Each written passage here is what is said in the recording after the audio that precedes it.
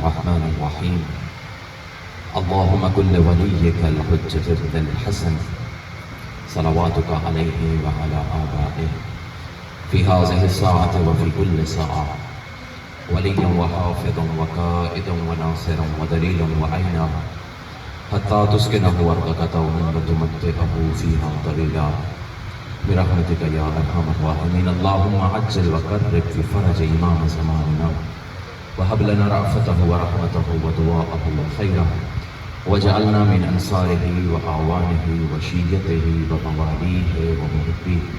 رب صل على محمد وعلى محمد وعجل فرجهم. دعاؤں کی قبولیت کے لیے مل کے بآواز بلند صلوات اللہ.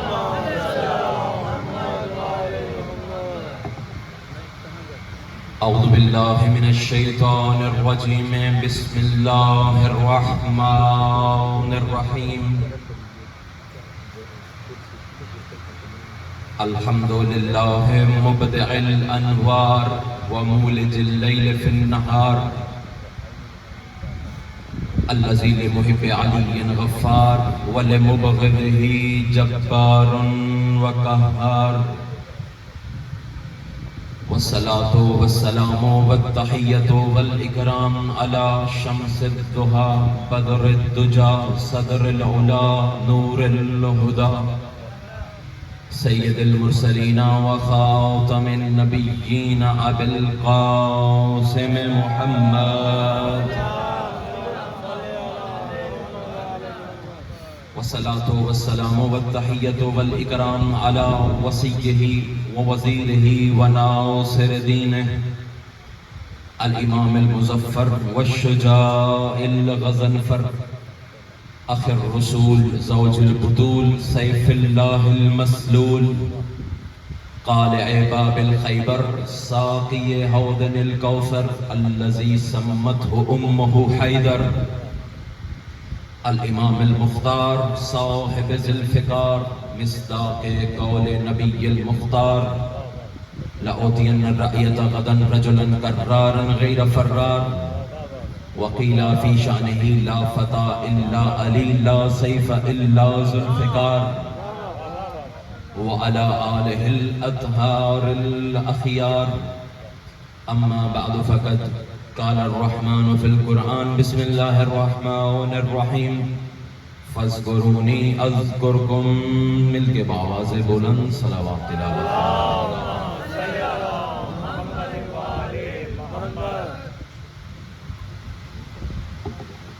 1445 ہجری کا چاند نمودار ہو چکا ہے اور آج اس نئے اسلامی سال کا دوسرا روز ہے. اس چاند کے نظر آتے ہی پوری روئے زمین پر جہاں کہیں بھی کوئی ایک بھی حسینی ہے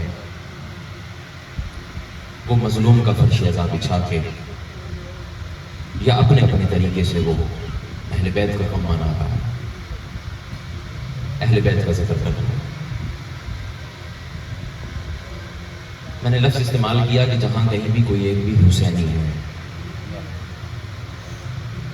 اس ذکر کے منانے کے لیے، حسین کو ماننے کے لیے، اہل بیت کی محبت کے لیے کسی مذہب و مسلک کی کوئی قید نہیں ہے. کائنات میں کوئی بھی انسان ہے، آپ دیکھیں گے کئی غیر مسلم بھی حسین کے غم میں آتے ہیں، کئی ہمارے اہل سنت برادران فرش عزا پہ آتے ہیں. حسین کو ماننے کے لیے انسان کا شیعہ، سنی، حتیٰ مسلمان ہونا بھی ضروری نہیں ہے. حسین کو ماننے کے لیے صرف ایک چیز کا ہونا ضروری ہے اور وہ یہ ہے کہ انسان انسان ہو. آدمی انسان ہو. جو شخص بھی اپنے اندر انسانیت کو محسوس کرتا ہے وہ حسین کا چاہنے والا ہے. اس لیے میں نے کہا کوئی بھی حسینی، سنی، شیعہ، مسلمان، سکھ، عیسائی، فلاں فلاں فلاں، یہ ساری تقسیمات کربلا سے پہلے ہوا کرتی تھی. کربلا کے بعد یہ ساری تقسیمات ختم ہو گئی ہیں. دیکھیں اگر انسان کو تقسیم کرنا شروع کریں آپ، تو انسان کی اس آبادی کو جو اس دنیا میں 1 ارب سے زیادہ ہے، اگر اس کو آپ تقسیم کرنا چاہیں تو مختلف تقسیمات ممکن ہیں. رنگ و نسل کے اعتبار سے انسان کی تقسیم ممکن ہے، زبان کے اعتبار سے انسان کی تقسیم ممکن ہے، علاقے اور محلے اور شہر کے اعتبار سے انسان کی تقسیم ممکن ہے. لیکن میں کہتا ہوں یہ ساری تقسیمات کربلا میں ختم ہو گئی. کربلا کے بعد اب پوری دنیا صرف 2 حصوں میں تقسیم ہو کے رہ گئی ہے. ایک حسین کے چاہنے والے ہیں، دوسرے یزید کے ماننے والے ہیں.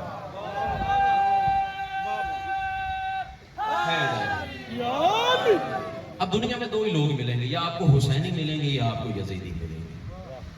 اس کے علاوہ کوئی تیسری تقسیم میں نہیں سمجھتا کہ انسان کی جا سکتی.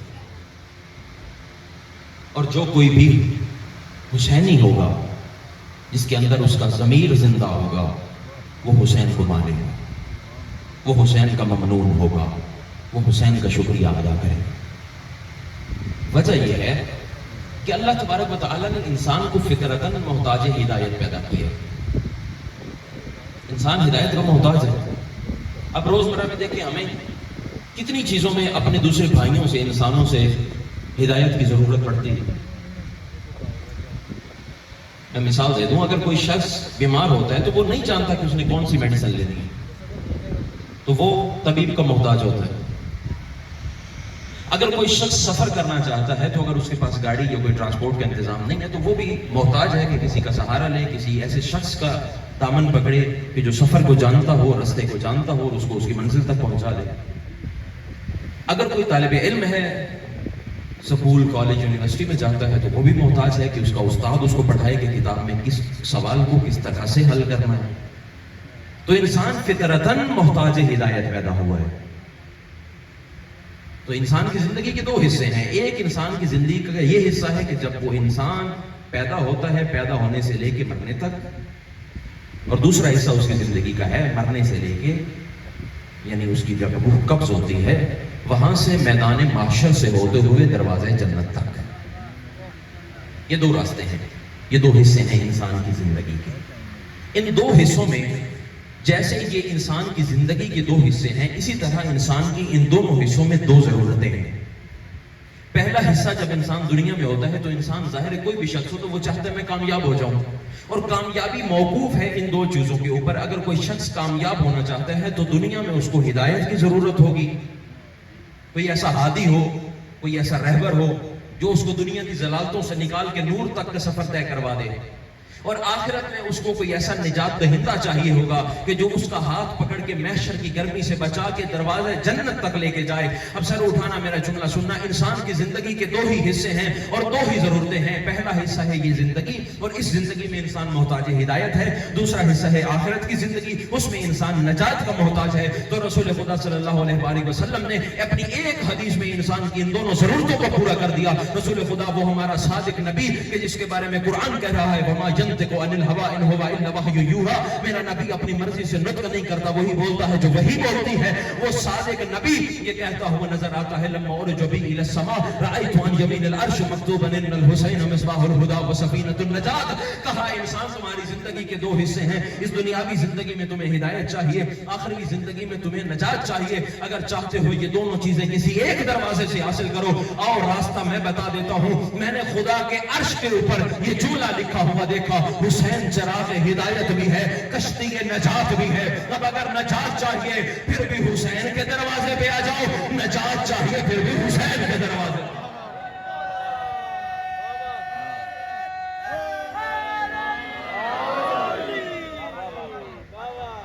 اگر ہدایت چاہتے ہو پھر بھی حسین کے دروازے پہ ہو، نجات چاہتے ہو پھر بھی حسین کے دروازے پہ. تمہیں تمہاری دونوں زندگیوں میں اگر کوئی کامیاب کر سکتا ہے تو وہ ہے دروازہ علی ابن ابی طالب، در حسین ابن علی. یہ وہ در ہے جو تمہیں در در کی ٹھوکروں سے بچا دے گا. جو اس در پہ پہنچ جاتا ہے پھر وہ در جنت تک پہنچ جاتا ہے. جو اس در سے بھٹک جائے پھر وہ در بدر ہو جاتا ہے. یہ وہ در ہے. اچھا اب سوال ہے کہ اگر ہدایت کیا کہا حدیث نے؟ ان الحسین مصباح الہدی، حسین سے چراغ ہدایت. اگر خدا نہ خواستہ انسان کے پاس صرف ایک چراغ ہو جس سے وہ رہنمائی حاصل کر رہا ہو، اور خدا نہ خواستہ وہ چراغ بجھ جائے یا اس کی نظروں سے اوجھل ہو جائے، تو پھر انسان اندھیرے میں ہاتھ مارتا ہے۔ ہر انسان روشنی چاہتا ہے، ہر انسان ہدایت چاہتا ہے۔ روشنی سے صرف ایک انسان دشمنی کرتا ہے، جس نے چوری کرنی ہو۔ جو چور ہوگا وہ چراغ سے، روشنی سے دور بھاگے گا، اس لیے کہ وہ اس کے مقصد میں خلل ڈال رہی ہوتی ہے۔ تو اب اگر دیکھنا ہے کہ چور کون ہے تو کس نے اسلام میں سے چوری کی تھی، تو اب کتابوں میں جا کے دیکھنے کہ وہ کون ہے کہ جس نے نماز پڑھائی تھی تو اس کے مقتدیوں نے پیچھے سے پوچھا تھا، اسرقتا ام نسیت، بھول گئے ہو یا نماز سے چوری کر رہے ہو؟ حسین چراغ ہدایت، حسین روشنی ہے، حسین راہ ہدایت دکھلانے والا ہے۔ اور صرف حسین نے اپنی زندگی میں ہدایت نہیں دکھائی، حسین نے کربلا کے میدان میں 10 محرم کو سر کٹوا کے قیامت تک کے لوگوں کو، قیامت تک کے آنے والے انسانوں کو راہ ہدایت دکھا دی۔ جس طرح حسین اپنی زندگی میں ہدایت دکھا رہا تھا، اسی طرح آج بھی حسین لوگوں کو ہدایت کا راستہ دکھا رہا ہے۔ اور وہ واقعہ کربلا، اسی کربلا کا ایک سلسلہ آپ دیکھیں نا۔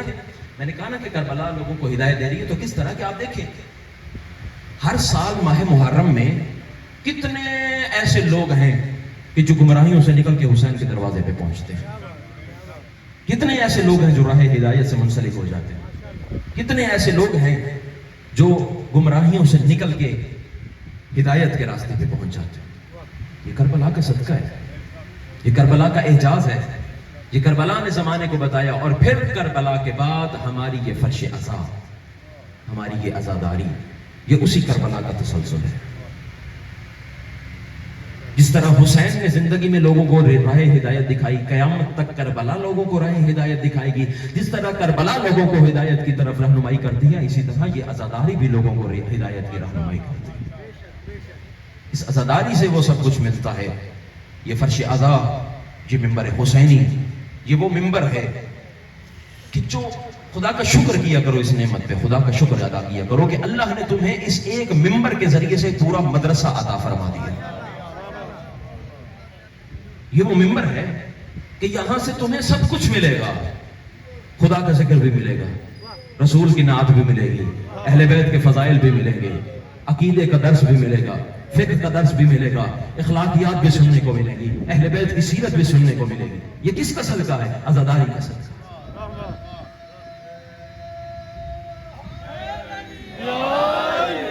قدر کرو اس عزاداری کی، قدر کرو اس عزاداری۔ یہ عزاداری فاطمہ زہرا کی امانت ہے تمہارے پاس۔ اس عزاداری کو اپنی نسلوں تک منتقل کرو، اپنے بچوں کو لے کے آیا کرو اس فرش عزا پہ، تاکہ ان کے رگوں میں اس عزاداری کی محبت خون بن کے دوڑنے لگ جائے۔ اپنے بچوں کو لے کے آیا کرو۔ عزاداری کتنی بڑی نعمت ہے، اس کی قدر کیا ہے۔ خبردار کوئی شخص یہ نہ سمجھے کہ میں ہوں تو یہ عزاداری ہے، میں یہ مجلس کرواتا ہوں، میں نہیں ہوں گا تو پتہ نہیں یہ مجلس ختم ہو جائے گی، یہ عزاداری۔ خدا کی قسم، عزاداری ہماری وجہ سے زندہ نہیں ہے، ہم اس عزاداری کی وجہ سے زندہ ہیں۔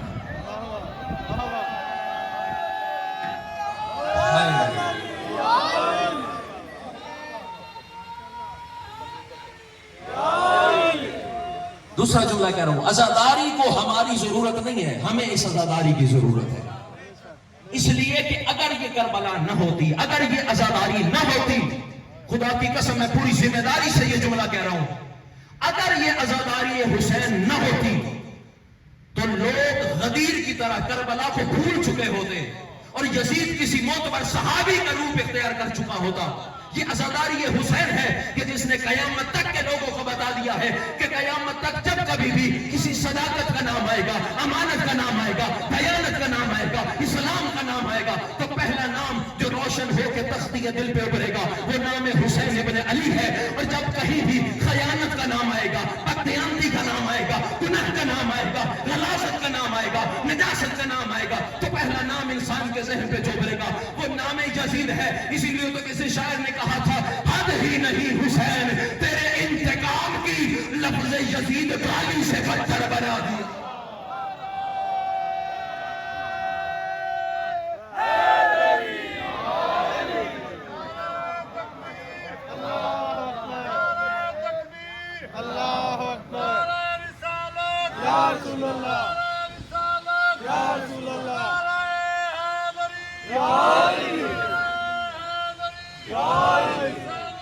زندہ باد. ہاتھ اٹھا کے زندہ باد، زندہ باد، مردہ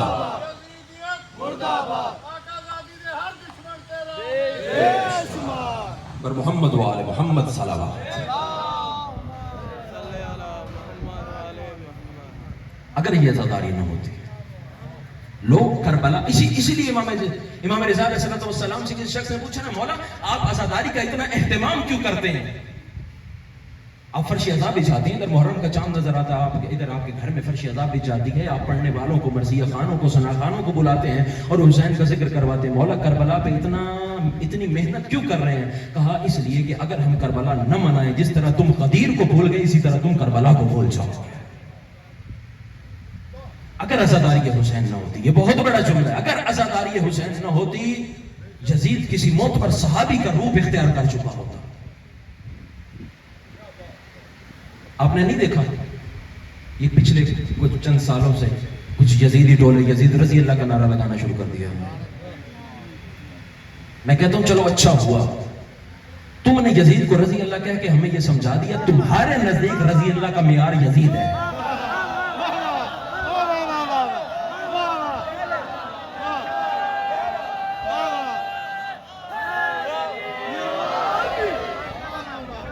تمہارے لیے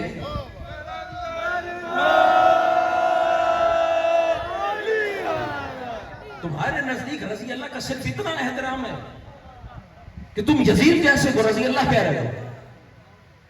اگر رضی اللہ کہنا ہے تو سلمان کو کہو، رضی اللہ کہنا ہے تو ابو ذر کو کہو، کمبر کو کہو، مقداد کو کہو، عمار یاسر کو کہو. تم نے رضی اللہ یزید کو کہہ کے ارے کس کو کہہ رہے ہو؟ ذرا سوچو تو صحیح کون ہے یہ یزید. یہ وہی یزید ہے نا جو یہ تخت شام پہ بیٹھ کے کہہ رہا تھا مولعت بنو ہاشم بالملک لا خبر جاء ولا وحی نزل. یہ وہی یزید ہے جو یہ کہہ رہا تھا کوئی وحی نازل نہیں ہے، کوئی فرشتہ نازل نہیں ہوا، کوئی قرآن نہیں آیا. بنی ہاشم نے حکومت حاصل کرنے کے لیے یہ ڈھونگ رچایا ہے. یہ وہی یزید تھا جب اس نے یہ آواز بلند کی، ادھر سے حسین قیام کر کے اٹھے، کہا نہیں تم میرے نانا کے دین کو مٹا نہیں سکتے، جب تک حسین زندہ ہے تم میرے نانا کو دین کو مٹا نہیں سکتے. میں قیام کروں گا، میں تمہارے خلاف جنگ لڑوں گا، میں تمہارے خلاف میدان میں آؤں گا. اور پھر حسین ابن علی نے کربلا کے میدان میں کھڑے ہو کے دنیا والوں کو یہ سمجھا دیا، دنیا والوں دیکھ لو، اگر دیکھنا چاہتے ہو کربلا میں حسین جیتا ہے یا یزید جیتا ہے، اگر تم یہ پرکھنا چاہتے ہو کربلا میں حسین کی فتح ہوئی ہے یا یزید کی فتح ہوئی ہے، تو حسین نے کربلا میں یہ سمجھا دیا. دنیا والوں کبھی یہ نہ سمجھنا کہ اگر کوئی مر جائے تو اس کا مقصد ختم ہو جاتا ہے، کبھی یہ نہ سمجھنا کوئی مر جائے تو وہ شکست خوردہ ہوتا ہے، کبھی یہ نہ سمجھنا کہ اگر کوئی مر جائے تو اس کی فتح نہیں ہوتی. بلکہ کربلا کے میدان میں حسین نے فتح و شکست کا معیار ہی بدل کے رکھ دیا. فتح و شکست کا معیار ہی بدل کے رکھ دیا. کربلا سے پہلے آپ نے کتنی جنگیں ایسی دیکھی ہوں گی. دنیا والے فتح کس کو سمجھتے تھے؟ سامنے والے لشکر کو مار دینا، اس کا مال و اسباب لوٹ لینا، اس کے جوانوں کو قتل کر دینا، اس کی بیوگان کو قیدی بنا لینا، اس کو فتح سمجھتے تھے. لیکن حسین نے کربلا کے میدان میں یہ معیار بدل کے رکھ دیا. حسین نے کہا اگر دیکھنا چاہتے ہو کربلا کے میدان میں حسین جیتا ہے یا یزید جیتا ہے، پھر یہ نہ دیکھو کربلا میں مرا کون ہے، مارا کس نے ہے، بلکہ یہ دیکھو کربلا کے بعد کس کا مقصد زندہ ہے. اگر یزید کا مقصد زندہ ہے پھر یزید جیت گیا، اور اگر حسین کا مقصد زندہ ہے تو پھر حسین جیت گیا. میں آپ نے دو شعروں کے ساتھ اپنی گفتگو کا اختتام کر رہا ہوں. اگر دیکھنا چاہتے ہو کربلا کے بعد کون جیتا ہے تو پھر نہ پوچھ وقت کی ان بے زبان کتابوں سے، سنو اذان تو سمجھو حسین زندہ.